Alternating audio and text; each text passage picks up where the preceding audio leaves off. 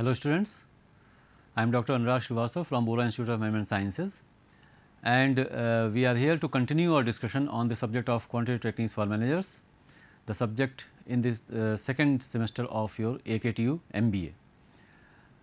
ये concluding session है इस पर्टिकुलर सब्जेक्ट का और पिछले कई सेशन से जो हम लोग बात करते आ रहे हैं about different models in operations research, उसमें से लास्ट मॉडल जो है प्रोजेक्ट मैनेजमेंट, उसके बारे में भी कई सेशंस में हम लोग कई तरह के क्वेश्चंस, कई तरह के न्यूमेरिकल्स समझ चुके हैं. बेसिकली न्यूमेरिकल्स बहुत ज़्यादा मैथमेटिक्स इन्वॉल्व नहीं है, कॉमन सेंस ज़्यादा इन्वॉल्व है, तो न्यूमेरिकल्स ना भी बोलें, लेकिन कैसे हम लोग कैसे अलग अलग तरह की सिचुएशंस मिल सकती हैं और क्या क्या चीज़ें करते हैं, वो सारी चीज़ें देखी हैं. और आज एक इम्पॉर्टेंट टॉपिक इसमें हम देखने जा रहे हैं, crashing of operations, crashing of projects. तो हम लोगों ने बेसिकली ये समझा हुआ है कि किसी भी प्रोजेक्ट में आपको एक चीज़ जो कही जाएगी वो प्रोजेक्ट का नेटवर्क डायग्राम तो बनाने को कहा जाए या ना कहा जाए, बनाना ही पड़ेगा, बिना उसके आप वो क्वेश्चन कर नहीं सकते हैं. तो बेसिक क्या करना है, प्रोजेक्ट का नेटवर्क डायग्राम बनाना है, क्रिटिकल पाथ पता करना और प्रोजेक्ट की ड्यूरेशन पता करनी. इसके अलावा फॉरवर्ड पास, बैकवर्ड पास और स्लैक्स और फ्लोट्स वगैरह निकालने को कहा जा सकता है. पर टाइम एस्टिमेट अगर दिए हुए हैं तो आपसे ये कहा सकता है कि आप ये बताएं कि कोई उस प्रोजेक्ट को की ड्यूरेशन कम हो सकती है, ज़्यादा हो सकती है, इसकी प्रोबेबिलिटीज़ पता पूछी जा सकती हैं. और लास्ट चीज़ जो पूछी जा सकती है एक और एडिशनल इन्फॉर्मेशन दे करके, वो ये पूछी जा सकती है कि प्रोजेक्ट को अगर कम टाइम में पूरा करना है तो कितना टाइम कम कर सकते हैं और उससे कॉस्ट कितनी बढ़ जाएगी. कोई भी चीज़ है, ये टाइम कॉस्ट ट्रेड ऑफ के बारे में थोड़ी सी हमने बात पहले की थी, हल्का सा हिंट इसके ऊपर आया था पिछले सेशन में. बात ये है लेकिन कि अगर कोई काम आपको करना है, आप ये कह रहे हैं कि एक हफ्ते में हो जाएगा, अगर रिसोर्सेज ज़्यादा यूज़ कर लिए जाएँ तो हो सकता है वो काम 5 दिन में भी हो जाए. तो रिसोर्सेज बढ़ेंगे तो कॉस्ट भी बढ़ जाएगी. तो कॉस्ट बढ़ा करके, यानी कि ज़्यादा रिसोर्सेज ज़्यादा कॉस्ट लगा करके हम कम टाइम में कर सकते हैं, लेकिन उसकी भी एक लिमिट होगी. तो वो कितना कम किया सकता है और उससे कॉस्ट पे कितना इम्पैक्ट पड़ेगा, ये हम लोग यहाँ पर समझेंगे. तो प्रोजेक्ट क्रैशिंग के बारे में बेसिक आइडिया पहले ले लें. Project duration can be reduce by crashing the normal time of critical activities.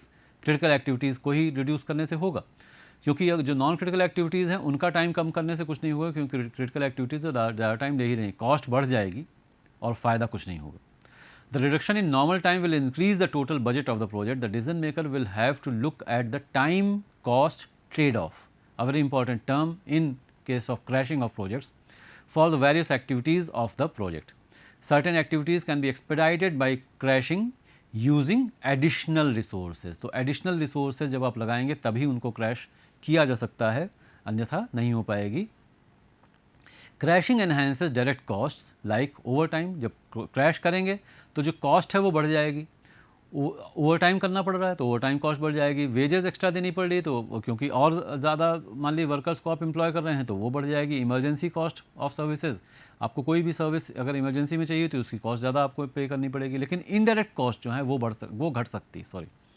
Indirect cost, for example rent. तो आप अगर प्रोजेक्ट को 2 महीने में पूरा कर रहे थे तो 2 महीने का चीज़ों का जो भी आपने इक्विपमेंट वगैरह हायर किया हुआ है उसका रेंट देना पड़ेगा. 1.5 महीने में तो आधे महीने का रेंट बढ़ सकता है. तो indirect cost, for example rent, would get reduced.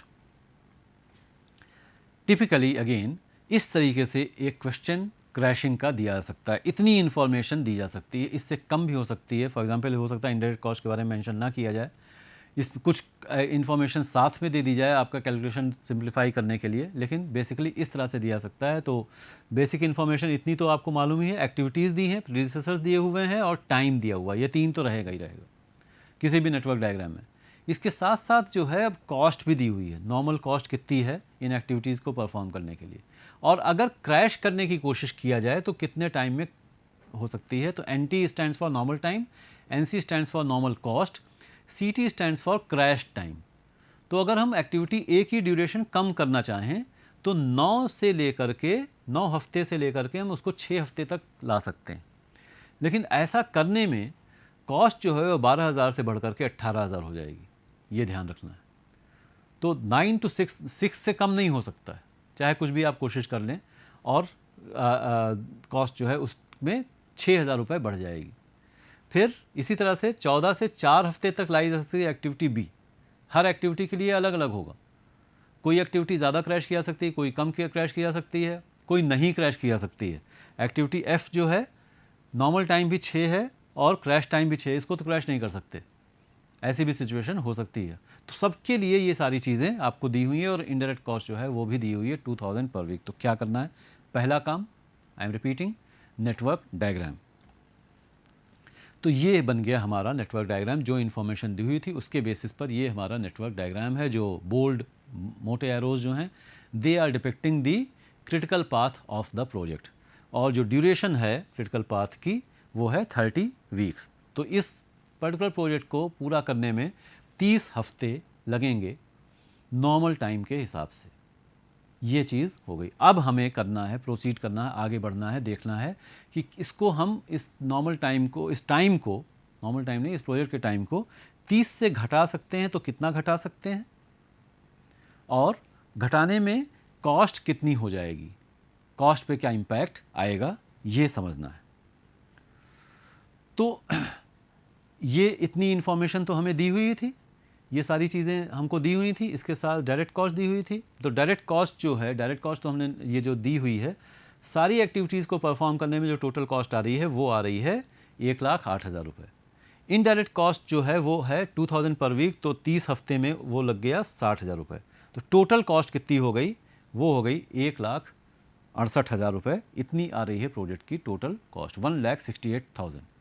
ये इस तरह से हमने कैलकुलेट किया। बेसिक यहाँ से हम शुरू कर रहे हैं। 30 हफ्ते में अगर हम प्रोजेक्ट को कंप्लीट करेंगे तो 1,68,000 is the expense that we are going to incur upon completing the project. अब इस तरह से हम एक टेबल बना के चलेंगे और उसमें सब चीज़ डिपिक्ट करेंगे कि हम एक्टिविटी को क्रैश कर रहे हैं तो कैसे कर रहे हैं। तो अभी पहली जो स्टेज है उसमें तो हमने कुछ क्रैशिंग की नहीं, बाई में, मतलब बाई में लिखेंगे कितना क्रैश किया, कुछ भी नहीं किया। ड्यूरेशन 30 हफ्ते है ही, डायरेक्ट कॉस्ट अभी हमने कैलकुलेट की, इनडायरेक्ट कॉस्ट अभी हमने कैलकुलेट की, टोटल कॉस्ट ये आ गई 1,68,000। फॉर ईच एक्टिविटी ये समझते चलिए आप लोग कि सबसे पहला कैलकुलेशन जो करना है वो निकालना हमें कॉस्ट स्लोप। कॉस्ट स्लोप कैसे निकाला, हमें मालूम है, जैसे एक्टिविटी ए को देखिए, नॉर्मल टाइम 9 वीक्स है, क्रैश टाइम 6 वीक्स है, तो 3 हफ्ते इसको हम क्रैश कर सकते हैं। नॉर्मल कॉस्ट जो है वो 12,000 है, नॉर्मल क्रैश कॉस्ट जो है वो 18,000, तो 3 हफ्ते कम किया अगर ड्यूरेशन तो टोटल इंक्रीज़ कितनी हो गई, 6,000 रुपये। तो पर वीक इंक्रीज़ कितना हुआ, 2,000 रुपये।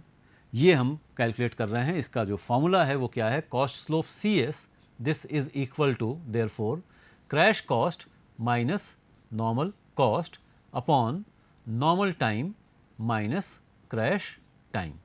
तो नॉर्मल टाइम और क्रैश टाइम का डिफरेंस, क्रैश कॉस्ट और नॉर्मल कॉस्ट का डिफरेंस, ये निकाल लेंगे हम, और उसका जो रेशियो होगा that is the cost slope, that is cost of crashing this particular activity per week, per unit time जो है वो कितना इंक्रीज हो रही है। तो एक हफ्ते में 2,000, दो हफ्ता क्रैश करेंगे तो 2,000 और बढ़ जाएगी, 3 हफ्ता क्रैश करेंगे 2,000 और बढ़ जाएगी, 12,000 से 18,000 पहुंच जाएगी। ये चीज़ हमने कैलकुलेट कर ली है सारी एक्टिविटीज़ के लिए। F क्योंकि क्रैश हो नहीं सकती है इसलिए वहाँ पर डैश 1 लगा हुआ है। तो this is the cost slope. सबसे पहला काम क्यों, कॉस्ट स्लोप से हमें ये पता चलेगा कि अगर हम एक्टिविटी ए को 1 हफ्ता क्रैश कर रहे हैं तो 2,000 रुपये कॉस्ट इनकर करनी पड़ रही, बी को 1 हफ्ता क्रैश कर रहे हैं तो 1,000 रुपये कॉस्ट इनकर करनी पड़ रही। मतलब क्या हुआ कि हम अगर अभी, तो एक और चीज़ वैसे तो देखनी पड़ेगी कि क्रिटिकल एक्टिविटी कौन सी है कौन सी नहीं है, वो तो बहुत इंपॉर्टेंट एस्पेक्ट है ही। लेकिन अगर ए और बी दोनों क्रिटिकल हैं, ए को क्रैश करने से 1 हफ्ता प्रोजेक्ट की ड्यूरेशन कम होगी और कॉस्ट बढ़ जाएगी 2,000 रुपये। बी को क्रैश करने से 1 हफ्ता क्रैश जब ड्यूरेशन कम होगी तो कॉस्ट बढ़ेगी 1,000 रुपये। तो जब ड्यूरेशन बराबर कम हो रही है तो हम बी को क्रैश करना प्रेफर करेंगे, ए को क्यों क्रैश करें। तो बल्कि आप देख सकते हैं सी को क्रैश करना और सस्ता है, जी को भी क्रैश करना सबसे सस्ता है। तो ऐसी एक्टिविटीज़ हम देखेंगे, उनको सबसे पहले क्रैश करेंगे और ये एक जनरल रूल फॉलो करेंगे जो कि क्रिटिकल भी हैं और कॉस्ट सबसे कम है, तभी हमको फ़ायदा ज़्यादा होगा, कॉस्ट इंक्रीज़ कम होगी। तो अब इसीलिए हमने जो क्रिटिकल एक्टिविटीज़ हैं उनको अलग निकाल लिया। ABGH ये क्रिटिकल एक्टिविटीज़ थी तो उनको हमने अलग निकाल लिया और उनके लिए हमने देखा कि क्या क्या ये कॉस्ट्स हैं और किसको क्रैश किया जाए। तो सबसे पहले क्रैश करेंगे हम एक्टिविटी G को। एक्टिविटी G को हमने क्रैश करना, और एक्टिविटी G के ऊपर क्रैश अवेलेबल कितना था, 3 डेज़ अवेलेबल था, लेकिन उसको हमने यहाँ पर अभी फ़िलहाल 2 दिन अगर हम इसको क्रैश करें तो ये यहाँ पर इस तरह से कम हो रहा है। तो 30 से 28 हो गया। डायरेक्ट कॉस्ट जो है वो जब हमने इसको क्रैश किया तो 400 इंटू 2 800 वो बढ़ गई, और इनडायरेक्ट कॉस्ट जो है वो 28 वीक्स की कम हो गई 56,000, और कॉस्ट जो टोटल आ रही है वो आप देख सकते हैं अब हो गई 1,64,800। ये भी एक इम्पॉर्टेंट एस्पेक्ट है, हम देखेंगे। पहले हम लोग बात ये कर रहे थे कि जब हम क्रैश करेंगे तो कॉस्ट बढ़नी चाहिए, लेकिन ये हमेशा ज़रूरी नहीं है, क्योंकि इनडायरेक्ट कॉस्ट जो है वो कम हो रही है। इनडायरेक्ट कॉस्ट जब कम होगी तो ये हो सकता है कि डायरेक्ट कॉस्ट तो बढ़ेगी ही बढ़ेगी, लेकिन इनडायरेक्ट कॉस्ट ज़्यादा घट रही है अगर, और डायरेक्ट कॉस्ट कम बढ़ रही है, तो उससे आपका जो नेट इम्पैक्ट होगा वो ये हो सकता है कि टोटल कॉस्ट जो है वो इंक्रीज़ होने के बजाय डिक्रीज़ हो गई। तो फ़ायदा यहाँ पे क्या है? प्रोजेक्ट की ड्यूरेशन कम हो गई, एक फ़ायदा ये है, और कॉस्ट भी कम हो गई, दूसरा फ़ायदा है। 2 फ़ायदे हो गए। तो हम लोग क्रैश करें तो इसका ये ज़्यादा एडवांटेजियस हो गया। यहीं पे एक चीज़ थोड़ा सा लेकिन समझ लें, और बाद में भी अभी हम लोग देखेंगे डिसएडवांटेज क्रैशिंग का क्या है। अगर कॉस्ट भी कम हो रही है, ड्यूरेशन भी कम हो रही है, तो डिसएडवांटेज क्या है? डिसएडवांटेज ये है कि आपके ऊपर जो प्रेशर है वो इंक्रीज़ हो जाता है। पहले क्या था कि आपने ये सोच रखा था कि एक्टिविटी जी को हम फिनिश करेंगे कुछ एक पर्टिकुलर ड्यूरेशन में। कितनी ड्यूरेशन में? जी के लिए हमारी जो ड्यूरेशन है वो है 5 वीक्स, सॉरी। तो 5 वीक्स में हम कंप्लीट करने आए थे, तो हम रिलैक्स्ड थोड़ा सा चल सकते हैं। अब हमने अपने ऊपर प्रेशर बढ़ा लिया है, तो ये एक डिसएडवांटेज हो सकता है। Management and workers and the entire project team will always remain in tension and in under extreme pressure to complete the activities with a lesser duration. ये डिसएडवांटेज होता है क्रैशिंग का। अभी तो एक ही एक्टिविटी क्रैश की, और एक्टिविटीज़ जब हम क्रैश करेंगे तो that pressure will continue to increase. ये एक क्वालिटेटिव एस्पेक्ट है प्रोजेक्ट्स का जो कि काम करता है, और इससे प्रॉब्लम्स आ सकती हैं। बट इवन देन अगर रिक्वायरमेंट हो तो हम कितना कर सकते हैं, ये चीज़ हमको पता चलना चाहिए, और उसके कॉस्ट के इम्प्लीकेशन क्या होते हैं ये भी हम जानने की कोशिश यहाँ पे कर रहे हैं। तो अब सिचुएशन क्या बन रही है? अब सिचुएशन ये बन रही है कि जी के तो जो है वो हमने क्रैश कर दिया। अब ए, बी और एच ये 3 हमारे पास बचती हैं, इनको हम और क्रैश कर सकते हैं, और इसमें से फिर हम किसको चूज़ करेंगे? बी को चूज़ करेंगे। तो बी को हम अगली एक्टिविटी है जो कि हम क्रैश करेंगे। बी को हमने क्रैश कर दिया बाई 4 वीक्स, तो ये 28 से कम होकर के 24 हो गया। डायरेक्ट कॉस्ट जो है बी की जो क्रैशिंग कॉस्ट थी 1000 रुपीज़, तो 4000 रुपये वो बढ़ गई, वो बढ़ करके इतनी हो गई। और प्रोजेक्ट की ड्यूरेशन क्योंकि 24 हो गई, तो 24 इंटू 2000 दैट इज़ 48,000 ये प्रोजेक्ट की इनडायरेक्ट कॉस्ट हो गई, और टोटल कॉस्ट जोड़ करके इतनी आ गई, ये और कम हो गई। You can see that the cost is decreasing. ये कॉस्ट धीरे धीरे, टोटल कॉस्ट, हमें इससे मतलब नहीं है कि इनडायरेक्ट कॉस्ट कितनी लग रही है और डायरेक्ट कॉस्ट कितनी लग रही है। टोटल कॉस्ट रिड्यूस होती जा रही है, तो वो हमारे लिए बेनिफिशियल है ही। तो प्रोजेक्ट की ड्यूरेशन फिर से ब्रॉडली क्या हो रहा है, ब्रॉड इम्पैक्ट क्या पड़ रहा है? प्रोजेक्ट की ड्यूरेशन भी कम हो रही है और कॉस्ट भी कम हो रही है। दोनों एडवांटेजेस हमको मिल रहे हैं। अब क्या सिचुएशन बन रही है? अब एक चीज़ यहाँ पर पहले तो हम ये देखें कि 2 पाथ क्रिटिकल हो गए, ये प्रॉब्लम है। पहले हमारे ऊपर प्रेशर क्या था? पहले हमारे पास जो 8 एक्टिविटीज़ थी प्रोजेक्ट में, 8 में से 4 एक्टिविटीज़ क्रिटिकल थी, तो इनको एग्जीक्यूट करने पे ज़्यादा ध्यान देना था, इन पे ज़्यादा फोकस करना था। 4 एक्टिविटी ऐसी हैं जो कि नॉन क्रिटिकल हैं, वो रिलैक्स थोड़ा सा उस पर काम चल सकता है। अब क्या हो रहा है कि 2 क्रिटिकल पाथ हो गए, तो ए, बी, जी, एच तो क्रिटिकल थी ही, साथ ही साथ सी और डी भी क्रिटिकल हो गई। 6 एक्टिविटीज़ क्रिटिकल हो गई। 6 एक्टिविटीज़ आर नाउ क्रिटिकल। केवल 2 एक्टिविटीज़ ऐसी हैं ई और एफ जो कि नॉन क्रिटिकल एक्टिविटी। तो pressure will increase. This is the again I am reiterating the disadvantage of crashing a project. खैर, तो लेकिन बात क्या है कि अगर 2 एक्टिविटीज़ अब क्रिटिकल हो गई, तो अब हमें ऐसे क्रैश करना पड़ेगा, अब हमें देखना पड़ेगा। अब हम अगर ऐसी किसी एक्टिविटी को क्रैश करते हैं, अगर हमने बी को क्रैश किया तो उससे कोई फ़ायदा नहीं होगा, क्योंकि ये पाथ तो छोटा हो जाएगा, लेकिन ये पाथ क्रिटिकल बना रहेगा, तो प्रोजेक्ट की ड्यूरेशन रिड्यूस ही नहीं हुई। अगर हम सी को क्रैश करेंगे तो इसके ऊपर कोई इम्पैक्ट नहीं पड़ा। तो अब हमें देखना होगा या तो ऐसी एक्टिविटी को क्रैश करें जो दोनों पे है। दोनों पे कौन सी है? ए और दोनों पे हैं और एच दोनों पे हैं, या तो इनको क्रैश करें या फिर कॉम्बिनेशन होना चाहिए, बी और डी दोनों को क्रैश करें, बी और सी दोनों को क्रैश करें, जी और सी दोनों को क्रैश करें, जी और डी को दोनों को क्रैश करें। इस तरह का कुछ हमको काम करना पड़ेगा। तो ये चीज़ अब हमको देखनी है कैसे। तो पहले देखें कि क्या क्या क्रैश, क्या क्या ऑप्शंस अब यानी कि बचे हमारे पास हो गए। तो या तो ए को, जैसा कि अभी कहा था, ए को क्रैश कर लें, या बी और सी दोनों को कर लें। जी पे क्रैश अवेलेबल अब है नहीं, बी और डी दोनों को कर लें, ये भी है, और एच को कर लें। तो कितना हो सकता है? ए तो पे तो 3 दिन का हमारे पास अवेलेबल है, बी पर आपको ध्यान होगा कि काफ़ी क्रैश अवेलेबल है, लेकिन सी पर केवल 1 हफ्ते है। तो इसलिए दोनों को अगर करना है तो केवल 1 हफ्ते ही हम कर सकते हैं। सिमिलरली डी पर केवल 2 वीक अवेलेबल है, तो बी और डी दोनों को क्रैश करना है तो 2 weeks you can crash. H पे 1 वीक का क्रैश अवेलेबल है। ए के लिए कॉस्ट हो गई, कॉस्ट स्लोप कितनी है? 2000।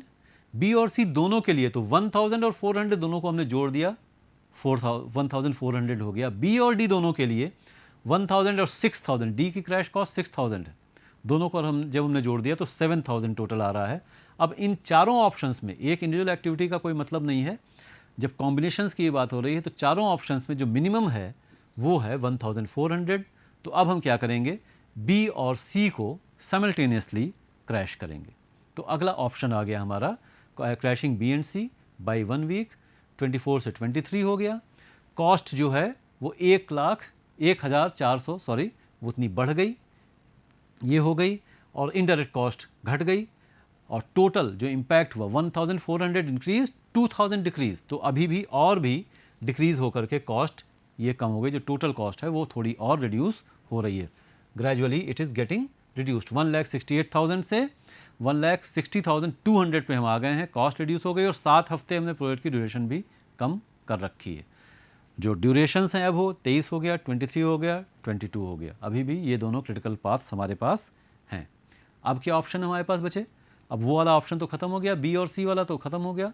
अब ये 3 ऑप्शन हमारे पास बचे हैं, और इन 3 ऑप्शन में ये दोनों ही ऑप्शंस बराबर हैं। दोनों में से किसी को भी आप चूज़ कर सकते हैं। इनफैक्ट हमने यहाँ पर पहले एच को लिया हुआ है, तो अब हमने क्रैश किया एक्टिविटी एच को। एच को 1 हफ्ते क्रैश अवेलेबल था, तो 1 हफ्ता हमने उसको क्रैश कर दिया, 22 पे आ गया।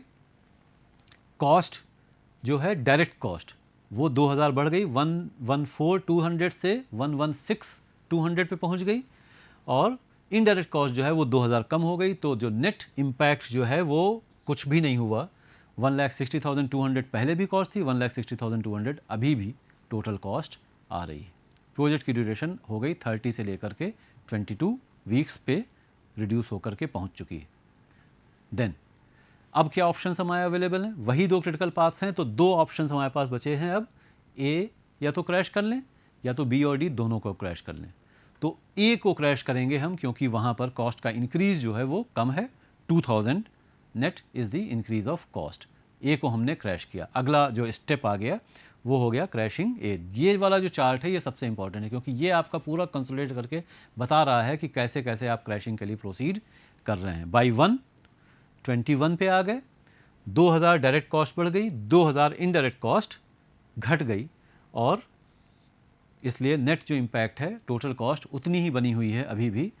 अब लेकिन क्या हो रहा है कि ये 21 पे ये आ गया, 21 पे ये आ गया, और जो तीसरा पाथ था वो भी क्रिटिकल हो गया अगेन। तो टू रिपीट, मैं फिर से आपको बता तो रहा हूँ, लेकिन क्या डिसएडवांटेज है? देखिए अभी तक और कोई डिसएडवांटेज हमको नहीं दिख रहा है। अभी तक साफ साफ क्या दिख रहा है? प्रोजेक्ट की ड्यूरेशन 30 से कम होकर के 21 हफ्ते, 9 हफ्ते। It is a major achievement, इतना हम कर सकते हैं। और उसके साथ साथ कॉस्ट भी घटाते चले गए। कॉस्ट घट करके करीब करीब 8,000, 7,200, 7,800 कॉस्ट भी कम हो गई। तो दोनों बेनिफिट हमें अचीव हो रहा है। डिसएडवांटेज लेकिन क्या है? डिसएडवांटेज ये है कि अब सारी की सारी एक्टिविटीज़ क्रिटिकल हो गई। तीनों पाथ क्रिटिकल पाथ हैं, ये सारी एक्टिविटीज़ क्रिटिकल हैं, सब एक्टिविटीज़ क्रिटिकल हैं, सबके ऊपर फोकस करना पड़ेगा। कोई एक सिंगल एक्टिविटी भी ऐसी अगर डिले हो गई, कोई डिले, तो फिर आपका प्रोजेक्ट पूरा डिले हो जाएगा, तो पूरी प्लानिंग बेकार हो जाएगी। आप कर तो रहे हैं, कह तो रहे हैं कि कॉस्ट बढ़ा करके हमने 21 हफ्ते में कर दिया, तो लेकिन वो प्रॉब्लम आ जाएगी, प्रोजेक्ट डिले हो जाएगा। और प्रोजेक्ट डिले ना हो उसके लिए you have to always be on your toes. पूरी की पूरी प्रोजेक्ट की टीम जो है वो उसके ऊपर बिल्कुल भी कहीं भी मार्जिन ऑफ रिलैक्सेशन कहीं भी नहीं है, कोई फ्लोट, कोई स्लैक, कुछ अवेलेबल नहीं है। हर समय हर एक्टिविटी के ऊपर पूरा फोकस चाहिए, वरना the project will get delayed. This is the disadvantage of crashing, a major disadvantage. खैर, लेकिन जो फ़ायदे मिल रहे हैं वो हम देख सकते हैं।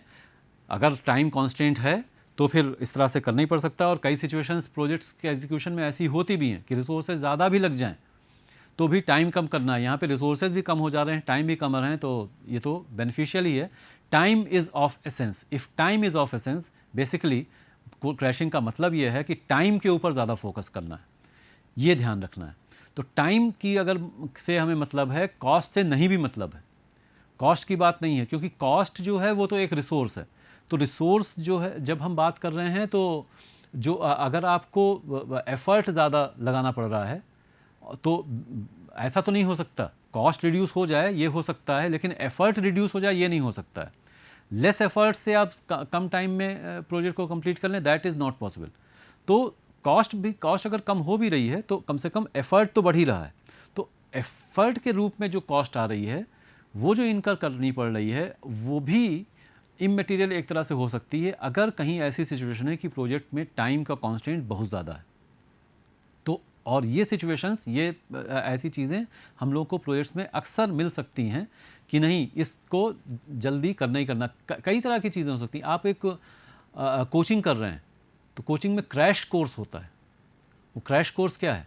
क्रैश कोर्स में भी जब जो पता चला 1 साल का जो पूरा कोचिंग का जो स्टडी मटेरियल है वो आपको 2 महीने में पढ़ाया जा रहा है, तो वो क्रैश कोर्स है। तो उसमें क्या होगा, कैसे होगा? पहली चीज़ तो क्या है, ऐसा भी हो सकता है कि 1 साल की फ़ीस जितनी है, जो 2 महीने की फ़ीस उससे ज़्यादा है, या फिर कम से कम पर मंथ कॉस्ट तो ज़्यादा ही होगी, और आपको भी ज़्यादा लगना पड़ेगा, क्लासेस ज़्यादा होंगी।